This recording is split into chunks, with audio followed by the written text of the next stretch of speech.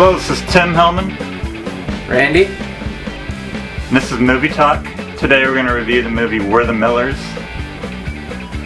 We're the Millers is a road trip comedy film about a pot dealer who hires a stripper, a neighbor kid, and a homeless girl to pose as his family in order to smuggle drugs from Mexico into the US so he's not overly questioned or searched by authorities. Jason Sudeikis plays the drug dealer, Jennifer Aniston is the stripper, Will Poulter of Son of Rambo fame plays the virgin neighbor kid, and Emma Roberts plays the homeless girl. The film was directed by Ross and Marshall Thurber, who also directed the 2004 hit comedy film Dodgeball, and written by Steve Faber, Bob Fisher, Sean Enders, and John Morris. So what'd you think of the movie? You know, it was probably the first family stoner movie that I may have ever seen. Yeah. I guess it depends on the family, but, you know, for those open-minded families, yeah, it could be. What's the rating on it? Was it? It's rated R. Rated R? It has a lot of F words. You can't have F words. Jennifer Aniston didn't even get naked. I know you can't have more than one F word in a PG-13 movie. But yeah, I liked it. I thought it was pretty funny.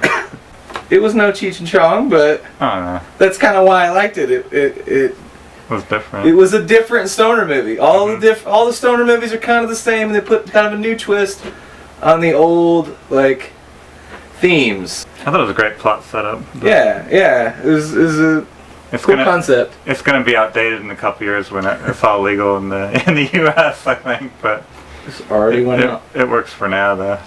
Well, the one thing that I thought was kind of ridiculous was that they had to go to Mexico to get weed, and they're in Denver. But there is where marijuana is legal in Colorado. But there is a reason he sends them to this drug dealer there. I thought Jason Sudeikis was hilarious in it. He's a pretty hilarious guy. He's becoming a good leading man in comedy films, I think. And Jennifer Aniston was great. And the two kids were great. I could relate to the virgin kid not knowing how to act around girls. Are you a virgin? Leave that up to the people to decide for themselves. Okay. So what rating would you give it? Okay, so I give it a 3.75.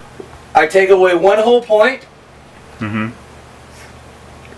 Just because they're in Denver and they go to Mexico to get marijuana. The quarter of a star is the ending, which is I give 4.5 stars out of 5. 4.5? Because I just thought it was hilarious. That's optimistic. I like it. I mean, if they would have been selling something other than pot, it would have been more believable with the drug kingpin and crossing into Mexico. But it would have ruined the whole movie. And it wouldn't have been nearly as family friendly that way, I don't think. But, you know, very good point.